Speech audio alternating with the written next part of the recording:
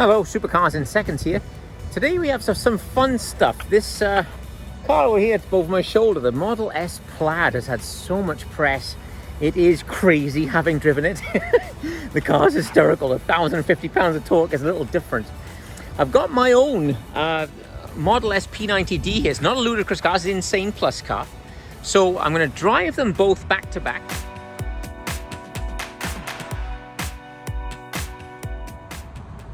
So far as exterior trim, of course, this is 2016, so it has the older chrome around the outside there, the door handles, etc.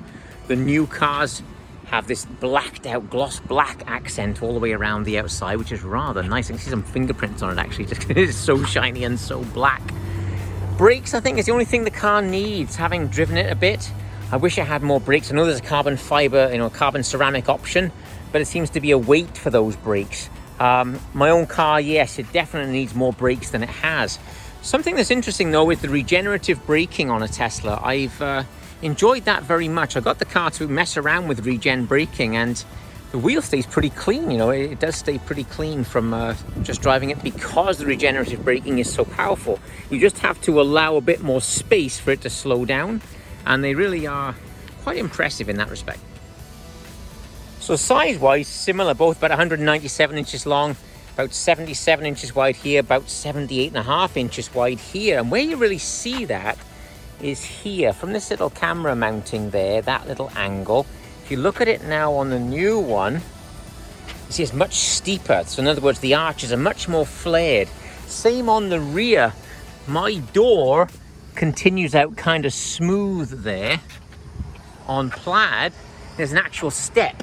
You can see there's an actual step out there. So again, she's wider.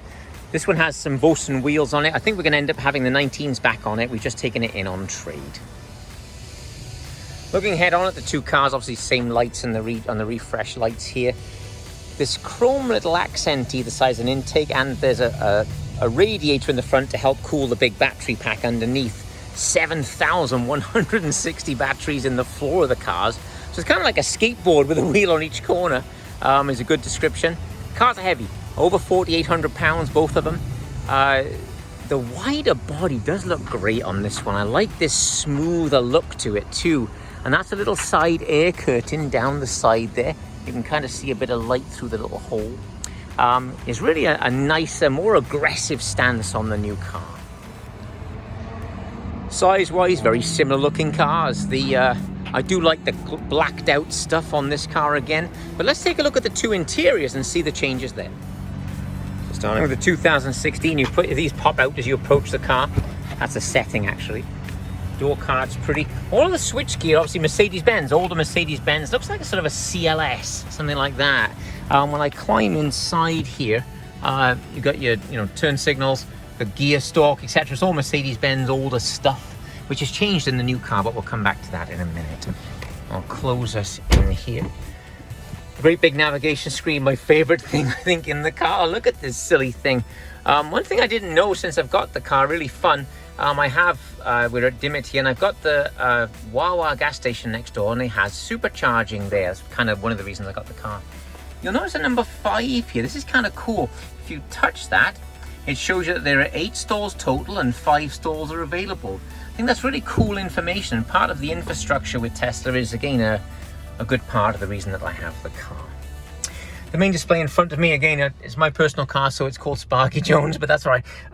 So P90D, no underline. Now, the underscore on the car was a $10,000 option called Ludicrous Mode. This one doesn't have it. So I'll touch the car image here. We'll go into driving, and you'll see the 4 settings for the driving. I drive most of the time in Insane. It has Insane Plus.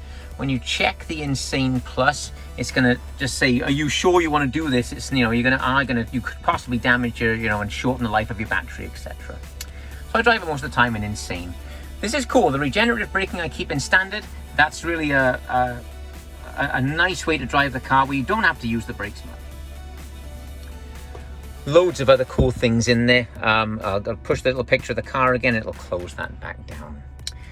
This display in front of me says car off. I'll touch the brakes there, and I say the car now wakes up. Then you'll have your lines showing up and so on. It really does a nice job. One interesting thing, I've got about 2/3 battery then is showing 168 miles. You'll be interested to see what the other car has in a similar battery state. Both the cars have a good camera system for reversing. The Plaid has 2 extra cameras here from the side cameras, like the sort of on the front fenders, so you get an extra view down the side of the car, which would be very useful, I think. One of my favorite things it has, as I'm approaching these doors behind me, you can see that the sensor's starting to see it. And as you get closer and closer, look, it shows you the amount of inches it is until you make contact. That's really a nice thing when you're reversing or maneuvering the car forwards, because it gives you a great idea of exactly where the car is. When you're going forwards or backwards in my own garage, it shows how many inches are left. A lot of cars should have that. It's really a good idea, I think. Center console area, let's say this one slides back. It does expose more carbon fiber with some cup holders each side and so on. Further down the center, this pops forward, and then I've got a literal plug in there for the iPhone. I've got a cable as well for a second one if you need it. This pushes open then, and you've got little cup holders and stuff down in there, but it slides closed nicely. There is a little storage further underneath, but generally a well-made car. It's not, I don't think, sort of Mercedes S-Class quality, but better quality than the car gets a rap for. You know, I think it is made better than people think the car is. This one does have the sunroof option, which they have deleted now. It's just a piece of glass in the other car. But let's take a look inside the brand new Plaid. So now the 2021, gosh, those handles disappear. Look at that, they disappeared, but they are very cool in the gloss black finish. Pulling the door open, it's all changed now. See, they've even got some carbon down the door. A little bit of cloth, they're really nice fabric there, nice looking fabric. The door handle's now a push as opposed to an actual physical handle that I have in my car. The Model S now is a metal plate also. It's cold to touch, but just in the matte finish. Mine was in a chrome finish. The seats now cooled. You can see the little perforations in the leather. You heated and cooled seats. I just have heated in the other one. Let's climb in and take a look at this crazy steering wheel. All right.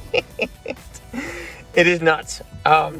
This yoke is interesting. It's actually easier to drive than I thought. Be honest, I think I would miss that. I think I'd miss the hoop around the top. I'm not the most sensible driver, as you might know from my videos, but it is a very interesting piece of technology. Everything on there, you've got the turn signals. I say just haptic. There's like a little zzz buzz to it. When you push it again, we'll cancel it. The screen in front's nicer now. It's darker. The background's darker than it is. Mine's more grey in the background. And here's our lovely 17-inch screen. Now to say twisted through 90 degrees, more like the Model 3, Model Y, but you do have the additional screen up front, which I think you need. I kind of like having everything visible there. I'll put my foot on the brake and the car will wake up. And look at that. She's got, let's see, probably 70-80% power, but 333 miles still.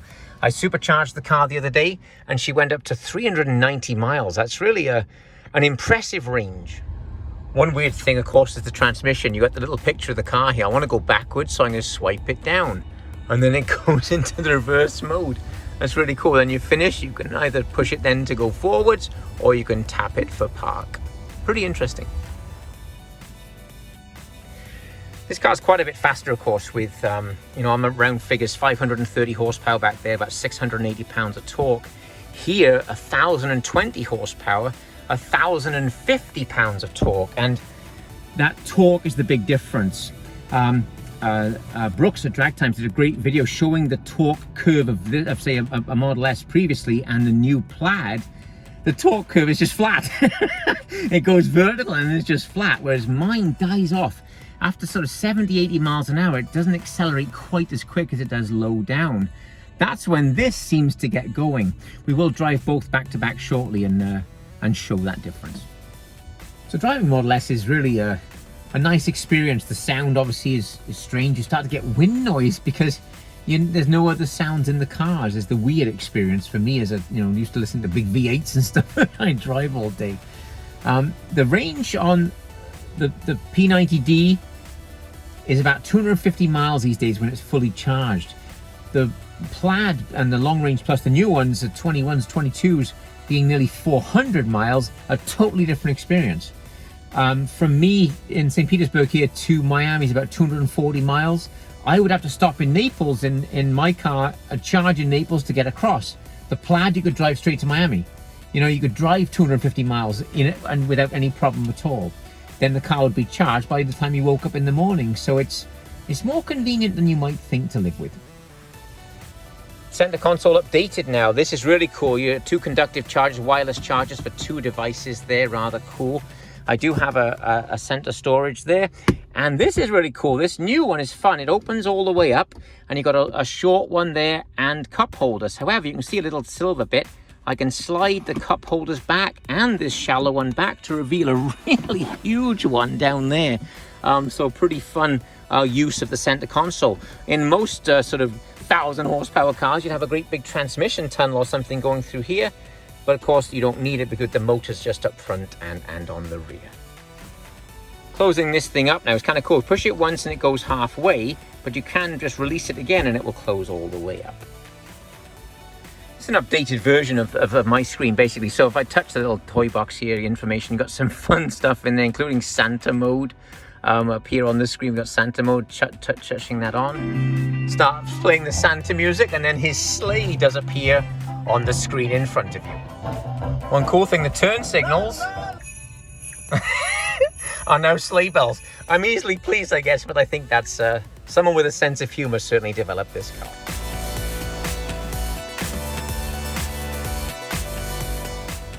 Okay, so the 2 cars, again, similar size. Of course, this one I think looks a bit better with its flared arches, a bit more aggressive looking.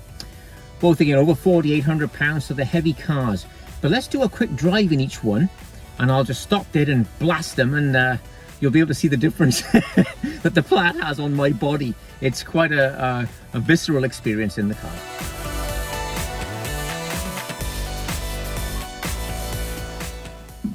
Okay, I've paused here just to go in and loop around, just so we can see the difference from a steering wheel to the yoke and just see if it makes sense or whether it's a pain. I frankly think it's going to be a pain, but we're gonna find out. I might be too traditional for that thing yet, I guess. I'm just going to pull out. We're going to go into Batman's corner. I'm just going to pause. I'm not going to launch the cars. I'm just going to boot it. I've messed around with them a lot, and I think just standing there, I'm about to hit it, and just booting it. Oh. Yes, amazing. You're waiting for the transmission to go, you know, and there isn't one. It's wild. A little bit of body roll, but not bad. Pretty controlled. All right, let's hit it out of here. Okay, I'm gonna hit the brakes really hard and just see if they can survive. It's a slow reaction. Do you know what I mean? It's almost like the nose went down slowly. Brakes are not bad. They stop the car, but I really believe, you know, this is 680 pounds of torque. I really believe they need to be stronger. Well, let's go and get the Plaid.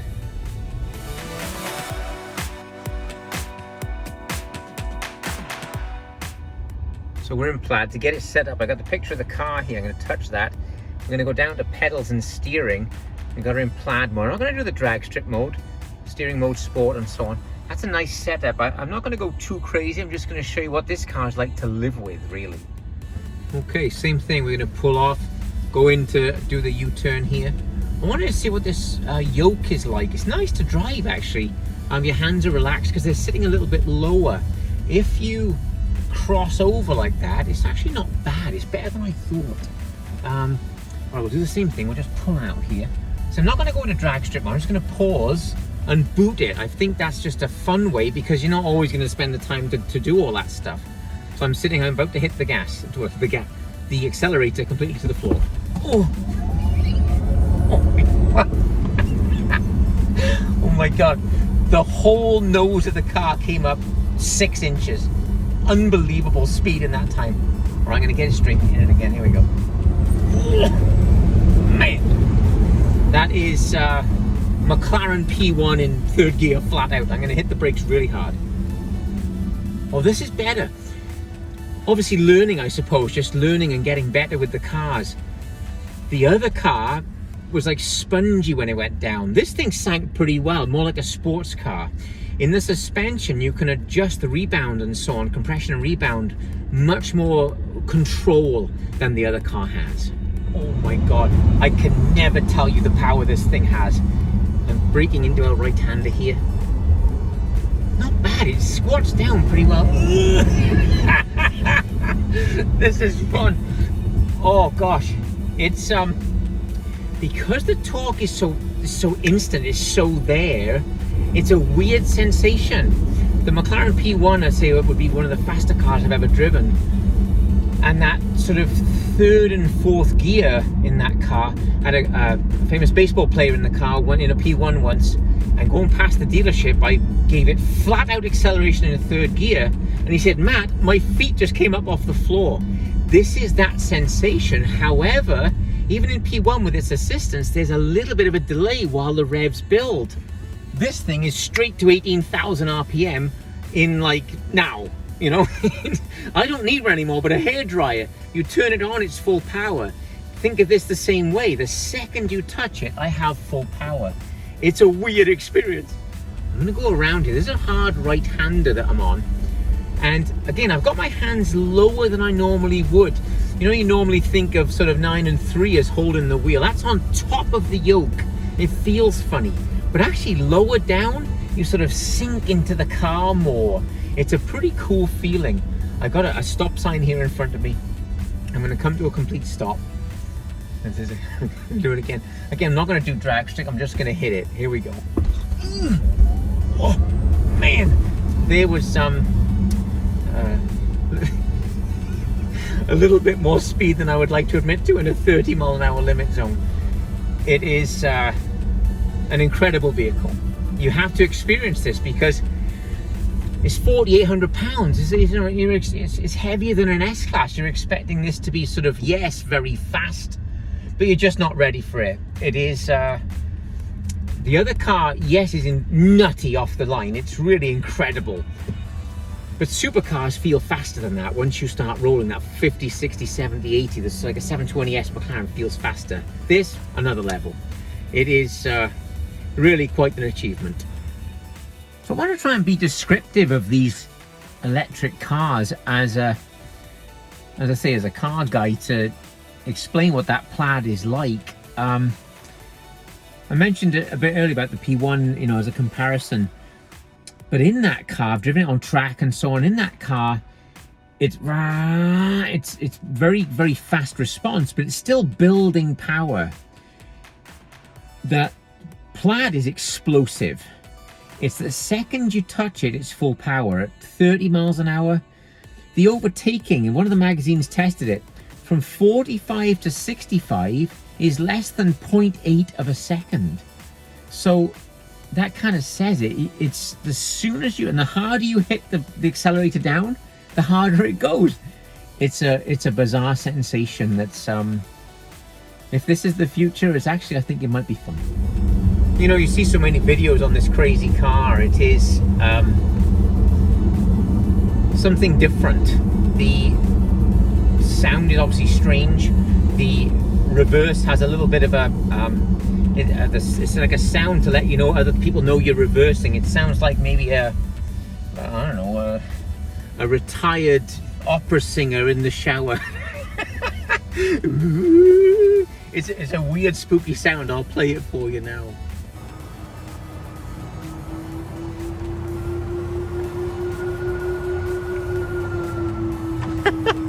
That's funny. See, it's a weird sound. It is. It's but again, it's kind of useful, I'm sure. The yoke I've got used to. Well, I didn't think I was going to like it. I'm not sure it would be like on a racetrack, but I think again, the big deal, you got to hold it lower down than you might be used to. It's almost like holding it at sort of 4 and 8, not 9 and 3, and then it's okay. Then it's fine. The power, you see a million videos on this, of course, but it is that much. It is really the launch coasters, you know, like here we go. And it doesn't stop, it doesn't give up, it just keeps, if you keep going, it keeps going. If you've ever been on those launch coasters at an amusement park that just don't stop, that's what this thing is like. That initial boom in the seat really is this car. It's I've really had fun with it. So here's the new one again. Paint finish, that's a reflection of a palm tree in the hood here. Really very beautiful. They've done a a nice job with the car. I think driving them back to back shows, I think as time goes by, things improve, and they really have improved the car dramatically. The interior quality especially is really nice now. One thing I think will change as time goes by is the battery, the weight. You can feel the weight of the cars as you're driving them along, even though the performance is ludicrous. So, literally, I think what will change as time goes by, they'll figure out a way to get the batteries lighter, solid state. There's lots of other technologies coming that will make the batteries lighter. If they can make this car 3,500 pounds with this kind of power or more, I think people are going to be passing out, they'll be crashing into walls because they went to sleep in the car. It has been a fun experience driving them back to back. I'd appreciate subscribing to the channel. Please consider that. We'd love you to be a part of this channel and join us on the journey. I'll catch up with you again on another video. Thank you.